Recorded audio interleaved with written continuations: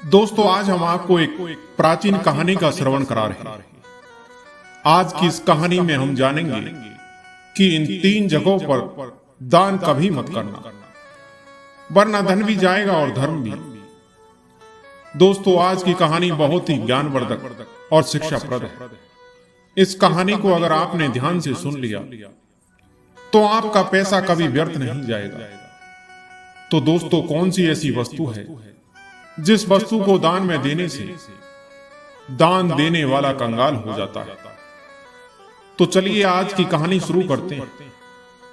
दोस्तों, मगध राज्य के जंगलों में एक नाग और नागिन का जोड़ा रहा करता था। दोनों एक पहाड़ी पर बड़े प्रेम से रहा करते थे। एक दिन की बात है, नागिन अपने भोजन की तलाश में जंगल में घूमने के लिए निकल गई। जंगल में पहुंचने पर उस नागिन को एक गोबर खाने वाला कीड़ा नजर आया, जो दिखने में बहुत बड़ा था। नागिन ने सोचा, कुछ मिला तो है नहीं, क्यों ना आज इस कीड़े को ही खाकर अपना पेट भर लिया जाए। इतना सोचने के बाद वह नागिन कीड़े के पास जाती। उस कीड़े को अपना शिकार बनाने ही वाली थी कि उसी समय वह कीड़ा एक मनुष्य के रूप में बदल जाता है। उसने देखा कि कीड़ा एक दिव्य राजा के रूप में परिवर्तित हो गया। यह सब देखकर वह नागिन बड़ी हैरान थी। राजा तो वहां से चला गया और नागिन वहां से भोजन की व्यवस्था करके अपने नाग के पास लौट आती। नागिन नाग से कहती है कि स्वामी, आज मैंने जंगल में एक बड़ी ही विचित्र घटना देखी, जिसे देखकर मैं बहुत आश्चर्यचकित हूं। नाग ने पूछा कि ऐसा तुमने क्या देख लिया जिसे तुम विचित्र बता रही हो? तब नागिन कहती है, स्वामी, आज जब मैं भोजन के लिए जंगल में गई तो मैंने एक जगह पर एक बड़े ही विशाल शरीर वाले कीड़े को देखा। मैं जैसे ही उस पर आक्रमण करने के लिए आगे बढ़ी तो वह कीड़ा एक राजा के रूप में बदल गया। यह बात मेरे समझ में नहीं आई कि अगर वह कीड़ा था तो राजा कैसे बन गया। अगर वह कोई राजा था तो फिर वह कीड़ा क्यों बना? नागिन की यह बात सुनकर नाग जोर से हंसता हुआ कहने लगा, मुझे लगता है कि जंगल में आज तुमने राजा धर्मदेव को देख लिया है, जो इसी राज्य का राजा है। नाग की बात सुनकर के नागिन और भी ज्यादा अचंभे में पड़ जाती है और नाग से कहती है, स्वामी, राजा धर्मदेव ने ऐसा कौन सा पाप किया कर दिया जिसके कारण उसे कीड़ा बनना पड़ गया? मैंने तो सुना है कि हमारे राज्य के महाराज तो बड़े धर्मात्मा हैं, बिना दान पुण्य किए तो वे भोजन भी नहीं करते। फिर उनसे ऐसा कौन सा पाप हो गया? तब नाग कहता है कि राजा धर्मदेव का यही स्वभाव तो उनके लिए मुसीबत बन गया। उन्होंने कुछ ऐसा दान कर दिया जिसके कारण राजा धर्मदेव को कीड़े की योनि में जन्म लेना पड़ा। तब नागिन कहने लगी, महाराज, मेरी समझ में कुछ नहीं आया, मुझे विस्तार से समझाइए कि राजा धर्मदेव के साथ ऐसा कैसे हो गया। तब नाग कहता है कि प्राचीन समय की बात, इस प्रसिद्ध राज्य में एक महादानी राजा धर्मदेव हुआ करते। राजा इतने बड़े दानी थे कि जब तक अपने द्वार पर आए हुए भिखारी और ब्राह्मणों को भोजन नहीं करा देते, तब तक स्वयं भी भोजन नहीं करते। यह उनका रोज का नियम था। पूरे राज्य में उनकी खूब प्रशंसा होती थी। राजा धर्मदेव के दान धर्म करने का भी एक नियम था। वह एक निश्चित समय तक ही दान करते थे। राजा धर्मदेव सुबह 10 बजे से दान बांटना शुरू करते और सूर्य अस्त होते होते दान देना बंद कर देते थे। सूर्य अस्त के बाद अगर कोई उनके यहां आ जाता था तो वह उसे दान नहीं देता था, बल्कि अगले दिन आने के लिए कहता था। राजा की ख्याति धीरे धीरे देश विदेश में फैलने लगी। अब तो हर रोज राजा धर्मदेव के द्वार पर याचकों की भीड़ लगी रहती थी। वह हर रोज हर याचक को दोनों हाथों की अंजलि में जितनी स्वर्ण मुद्राएं आती थी उतना दान दिया करते। सभी याचक राजा की जय जयकार करते हुए चले जाते। इसी प्रकार से राजा के बड़े अच्छे से दिन निकल रहे। एक दिन क्या हुआ कि इसी राज्य का एक ब्राह्मण परिवार इसी जंगलों के पास एक छोटे से गांव में रहा करता था। ब्राह्मण और ब्राह्मण की पत्नी दोनों इस अवंतिका नगरी में एक किसी गांव में जंगल के आसपास एक ब्राह्मण परिवार निवास किया करता था। ब्राह्मण और ब्राह्मण की पत्नी बड़े आराम से अपना जीवन यापन कर रहे। ब्राह्मण बड़ा ही तपस्वी था। उसे अपनी मेहनत से जो कुछ भी मिलता उसी को खाकर अपना समय काट लेता था। एक दिन क्या हुआ, ब्राह्मण की पत्नी ने अपने पड़ोस में किसी के मुंह से सुना कि हमारे राजा बड़े ही धनी राजा है, जो भी उनके द्वार पर जाता है उसे दान जरूर देते हैं। ब्राह्मणी पड़ोस से यह बात सुनकर आई और अपने पति से आकर कहने लगी कि हमारे राजा बड़े ही दानी, उनके द्वार से आज तक कोई निराश लौट कर नहीं गया है। आप भी महाराज के दरबार में चले जाइए, महाराज से दान स्वरूप हमें कुछ मिल जाएगा तो हमारा समय भी आराम से कट जाएगा। ब्राह्मण बोला, देखो मेरी जिंदगी का आधा समय तो बीत गया और आधा समय शेष बचा है, वह भी मैं जैसे तैसे काट लूंगा, पर मैं किसी के द्वार पर हाथ फैलाने नहीं जाऊंगा। ब्राह्मण बोली कि महाराज आप कैसी बातें करते, जब आपका राजा दान दे रहा है तो प्रजा को दान लेने में कोई बुराई नहीं होती, और फिर हम तो ब्राह्मण हैं, हमारा धर्म है दान लेना। मैं कहती हूं कि तुम राजा के पास एक बार जरूर जाओ। ब्राह्मणी कहने लगी, देखो अपने परिवार का अच्छे से पालन पोषण करने की जिम्मेदारी हर गृहस्थ की बनती है। हर गृहस्थ व्यक्ति का यह धर्म है कि वह अपने परिवार को सुखी रखे, उसे हर सुख सुविधा प्रदान करे। जो लोग ऐसा नहीं करते हैं उन्हें भी परिवार का भरण पोषण न करने के कारण पाप लगता है। नागदेव नागिन से कहते हैं कि ब्राह्मणी की बातों को सुनकर वह ब्राह्मण राजा धर्मदेव के यहां जाने को तैयार हो गया। अब तो ब्राह्मण अपने घर से राजा धर्मदेव के दरबार की ओर चल देता है। दोस्तों, चलते चलते ब्राह्मण को शाम हो गई। इधर राजा धर्मदेव के दान देने का एक निर्धारित समय था। उस दिन राजा के दरबार में जितने भी याचक आए थे सभी दान लेकर जा चुके थे। अब राजा का दान देने का समय समाप्त हो चुका था। सभी दान पेटियों पर ताले लगा दिए गए। इधर ब्राह्मण बड़ी दूर से पैदल चलकर आ रहे थे, लेकिन ब्राह्मण के पहुंचते पहुंचते सूर्यास्त हो चुका था। अब महाराज ने दान देना बंद कर दिया। राजा और उनके सैनिक दान पेटियों को लेकर राजमहलों की ओर जा रहे थे। उसी समय रास्ते में ब्राह्मण उनके मार्ग में आ जाता है और कहने लगा, महाराज मैंने सुना है कि आप हर दिन गरीब को दान देते हो। मैं भी एक गरीब ब्राह्मण हूं और काफी दूर से चलकर पैदल तुम्हारे द्वार पर आया हूं। कृपया मुझे भी दान दीजिए। सूर्य अस्त के बाद अपने पास एक ब्राह्मण को आया देखकर राजा कहने लगा कि ब्राह्मण देव मुझे क्षमा करना, मैं सूर्यास्त के बाद दान देना बंद कर देता हूं। आप मेरे पास सूर्यास्त के बाद आए हो, अब आप वापस लौट जाइए। और प्रातः काल मेरे पास आना, तब मैं आपको दान दूंगा। कल जब तुम आप मेरे पास आओगे तो मैं आपको आज का भी और कल का भी दोनों दिन का दान दूंगा। लेकिन ब्राह्मण थोड़ा जिद्दी स्वभाव का था, तो कहने लगा, महाराज मुझे आज ही दान दे दीजिए, मैं कल तक इंतजार नहीं कर सकता। रोज रोज दान लेने के लिए तो मैं आपके यहां नहीं आ सकता।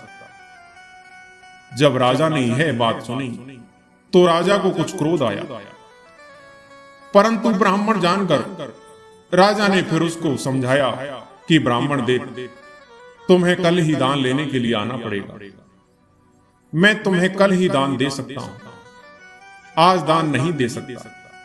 फिर ब्राह्मण बोला कि नहीं महाराज, मैं दान केवल आज ही लूंगा, कल मैं आपके पास नहीं आऊंगा। यह बात राजा को कुछ अच्छी नहीं लगी।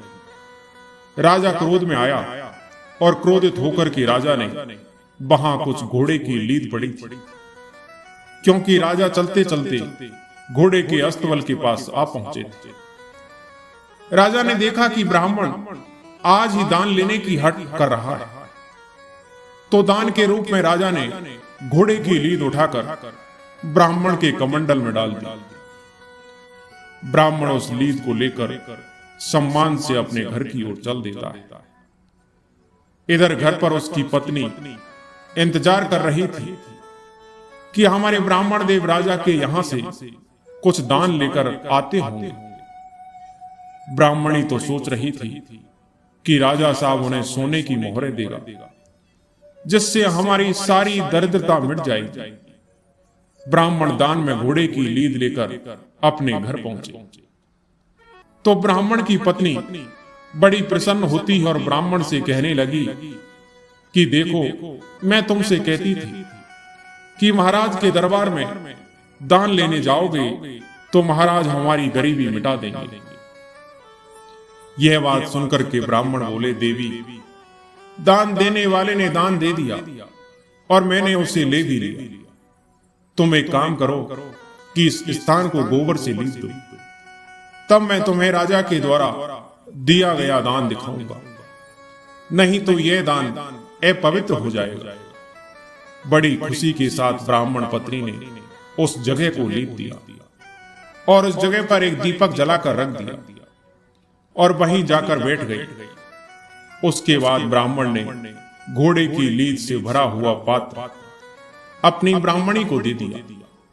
यह देख करके ब्राह्मणी बड़ी आश्चर्यचकित हुई और कहने लगी कि यह कैसी मजाक है।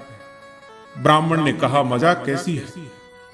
जो राजा ने दान में दिया है वह मैंने तुम्हें लाकर दे दिया। अब तो ब्राह्मणी बड़ी दुखी हुई कि राजा ने लीद का दान दिया है। क्या राजा के पास धन की कमी हो चली है? कोई बात नहीं, महाराज से गलती हो गई। आप फिर से राजा के पास चले जाना।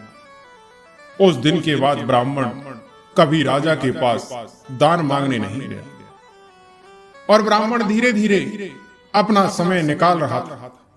ब्राह्मण ने उस लीद को अपने घर के द्वार पर रख दिया था। दोस्तों, ऐसा कहा जाता है कि दान का जो फल होता है वह कर्ता को 1000 गुना होकर वापस मिलता है। यदि आपने अपने जीवन में किसी चीज का दान किया है तो परलोक में उसका फल हजारों लाखों गुना बढ़कर मिलता है। राजा ने जो लीद का दान किया था, उस लीद का भगवान की कृपा से ब्राह्मण के द्वार पर धीरे धीरे एक पहाड़ सा बनता चला गया। इस तरह राजा के दान का फल बढ़ता जा रहा। ब्राह्मणी ब्राह्मण से पूछती थी कि महाराज, इस लीद का क्या होगा? ये तो रोजाना बढ़ती ही जा रही है। आप तो वेदों के ज्ञाता हो, मुझे इसका मतलब बताओ। तब ब्राह्मण कहने लगे, देखो, ये राजा के दान का फल बढ़ रहा है और इस फल को उसे ही भोगना पड़ेगा। यदि हम इसे उपयोग में ले लेते तो राजा को इसका शुभ फल प्राप्त होता। अब जबकि यह हमारे किसी काम की नहीं है, तो इसका परिणाम अब राजा को ही भोगना पड़ेगा। यह बात सुनकर के ब्राह्मणी बड़ी सोच में पड़ जाती। इस प्रकार धीरे धीरे समय बीतता गया और इधर उस लीद का पहाड़ काफी बड़ा हो गया था। एक दिन की बात है, राजा धर्मदेव वन में शिकार करने के लिए जाता है, परंतु राजा धर्मदेव को कोई शिकार नहीं मिलता। जब कोई शिकार नहीं मिला तो राजाओं के पहले के नियम होते थे कि राजा को जब कोई शिकार ना मिले तो वह बिना शिकार के वापस लौट करके नगर नहीं जाता, चाहे उन्हें मार्ग में ही कहीं रुकना पड़े। अब शाम का वक्त हो चुका था और सूर्य अस्त होने के बाद किसी जीव को सताना क्षत्रियों का धर्म नहीं होता। यही सोचकर राजा ने सोचा कि अब मुझे यहां से चलना चाहिए और यहीं किसी स्थान पर ठहर जाना चाहिए।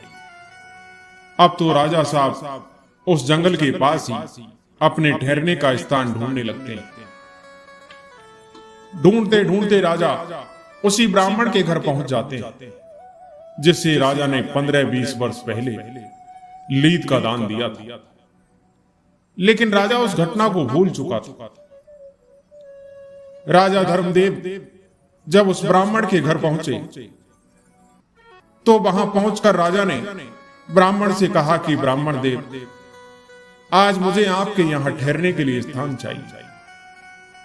राजा की बात सुनकर के ब्राह्मण कहने लगा, ठीक है, आपका हमारी इस कुटिया में स्वागत है।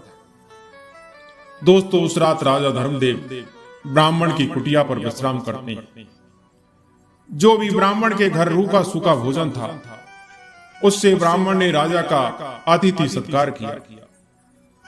इस प्रकार से भोजन करने के बाद राजा की रात वहीं बीती और इधर जब सवेरा हुआ तो राजा की नजर ब्राह्मण की कुटिया के बाहर उस लीद के ढेर पर पड़ती जो अब एक पहाड़ के रूप में बन गया था।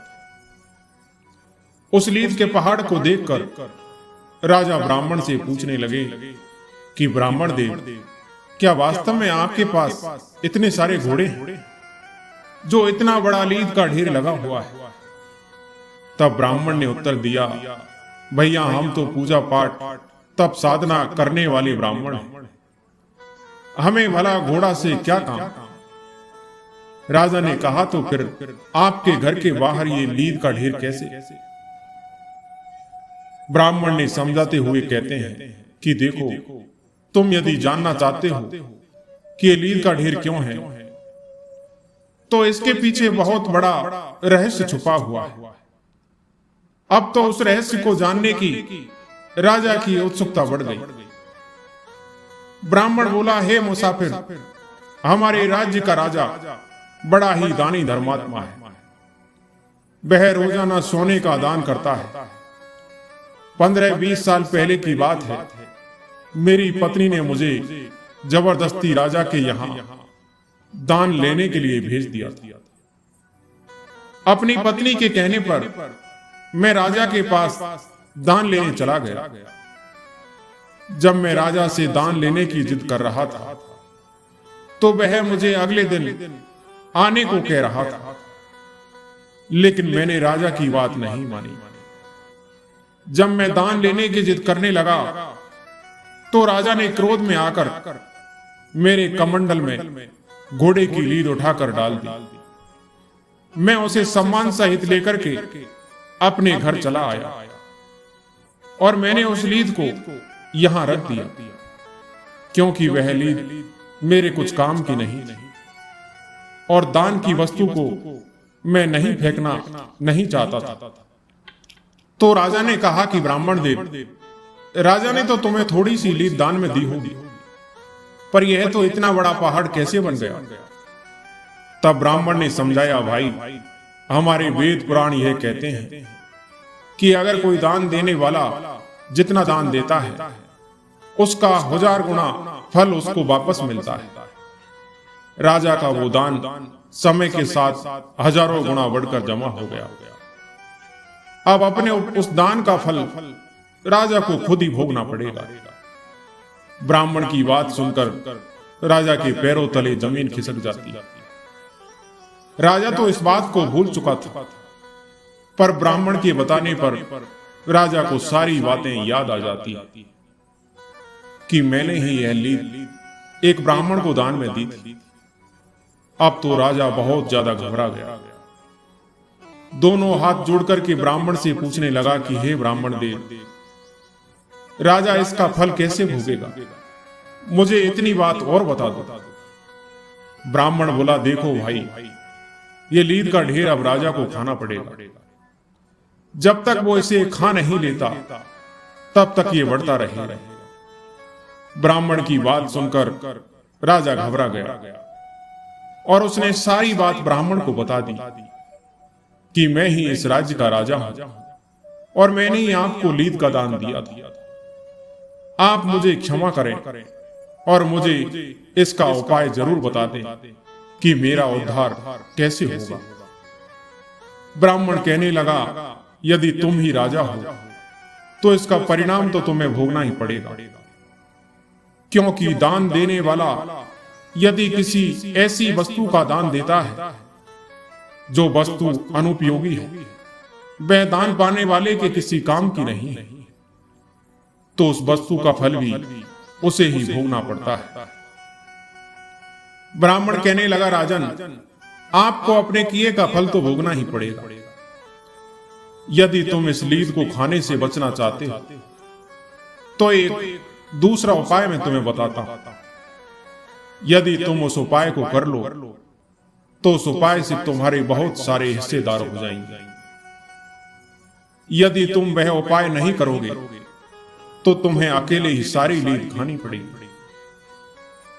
ब्राह्मण कहता है कि राजन, यदि आप अपनी स्वयं की निंदा करवाओ, जितनी इस राज्य में तुम्हारी निंदा होगी उतनी ही लीद घटकर कम हो जाएगी। राजा बोला, मेरी निंदा भला कौन करेगा? लोग तो मेरी प्रशंसा करते हैं। तब ब्राह्मण ने कहा कि तुम एक काम करो, तुम्हारे जो कुल पुरोहित हैं, तुम उनकी कन्या का हाथ पकड़कर जबरदस्ती अपने घर ले जाना और उनके मांगने पर भी उस कन्या को मत लौटाना। इस प्रकार से तुम्हारी राज्य में निंदा होनी शुरू हो जाएगी, लेकिन उस कन्या के प्रति तुम्हारी नजर गंदी नहीं होनी चाहिए। तुम उस कन्या को बेटी के रूप में लेकर आना, लेकिन यह बात किसी को मत बताना कि तुम उसे बेटी बनाकर लाई। कन्या को लेकर जाकर तुम उसे रानी के पास छोड़ देना और उससे कह देना कि वह उस कन्या को बेटी की तरह पाले। प्रजा के लोग समझेंगे कि तुमने बहुत बड़ी निंदा का काम किया है। फिर तो पूरे राज्य में तुम्हारी निंदा होनी शुरू हो जाएगी और यह लीद का ढेर घटकर बहुत कम हो रह जाएगा। राजा को यह उपाय समझ में आ गया। अब तो राजा अपने राज्य को लौटा और राज्य में आकर वह सीधा अपने कुल पुरोहित के घर पहुंच जाता है। कुल पुरोहित ने जब राजा को अपने घर पर आया देखा तो कुल पुरोहित ने पूछा, राजन, क्या बात, आज आप बड़े उदास लग रहे हो। राजा ने कहा, गुरुदेव, आप अपनी बेटी को बुलाइए, मुझे उसी से कुछ काम है। कुल पुरोहित ने सोचा शायद कुछ इनाम देगा, हो सकता है कुछ जरूरी बात पूछे, तो उन्होंने अपनी पुत्री को आवाज लगाई।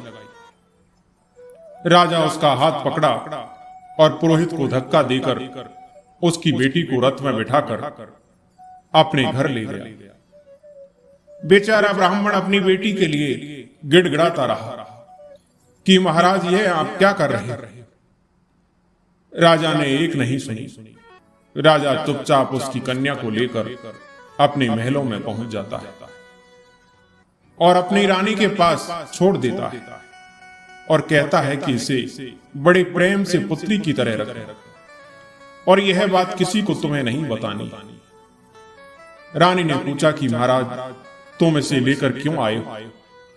यह तुम्हारे गुरु की बेटी है। तब राजा ने कहा कि रानी, चुपचाप तमाशा देखते जाओ, मैं जो कर रहा हूं अपने उद्धार के लिए कर रहा हूं। इधर नाग नागिन से कहता है कि देखो, राजा जब पुरोहित की बेटी को उठाकर लाया तो सभी प्रजा ने देखा। उस समय तो किसी ने कुछ नहीं कहा, लेकिन धीरे धीरे राजा की बुराई होनी शुरू हो गई। अब तो पूरे राज्य के लोग उस राजा की निंदा करने लगे कि राजा तो बहुत ही गंदा व्यक्ति है, जिसने अपने गुरु की बेटी को पत्नी बनाकर जबरदस्ती अपने घर में रख लिया है।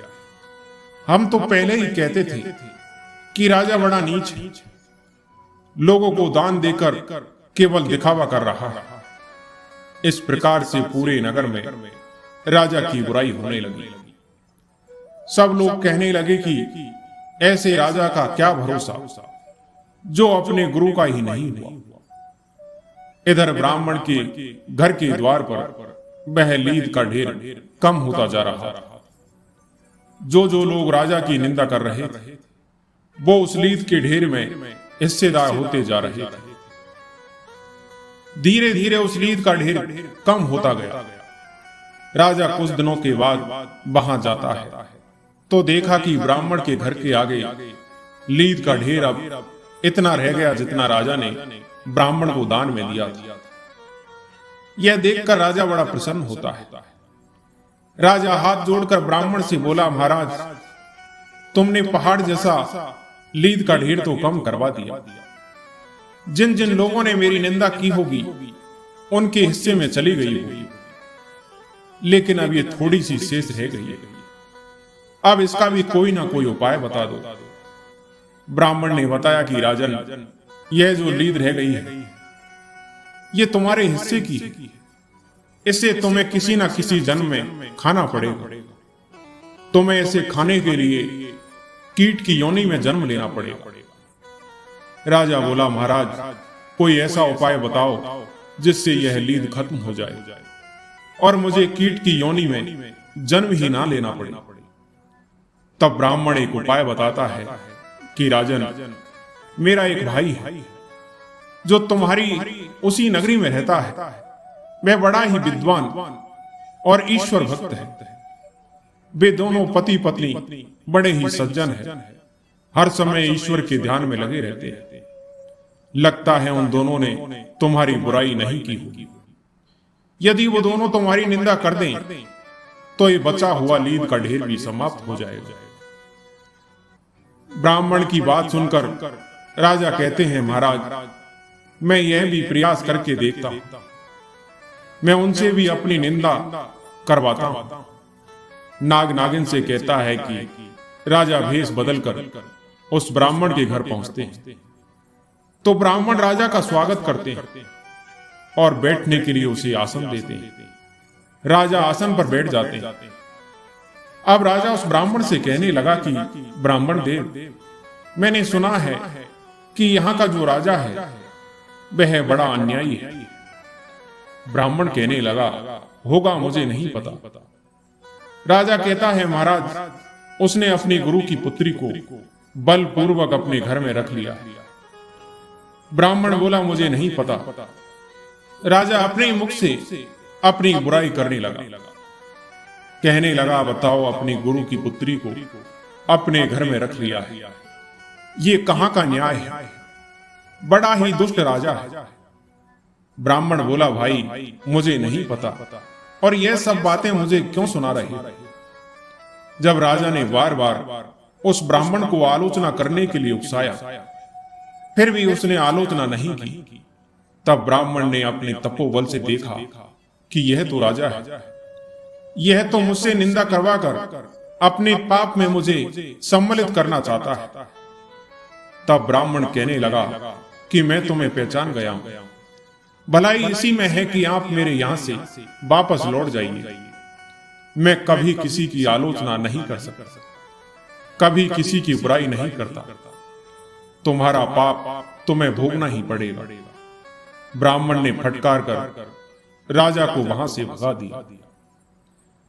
निराश होकर के राजा वहां से लौटकर चला आता है और उसी ब्राह्मण के घर आता है जहां पर लीद का ढेर लगा हुआ था। ब्राह्मण के चरणों में आकर के राजा गिर पड़ा। राजा कहता है, ब्राह्मण देव, अब इसका कोई और उपाय नहीं।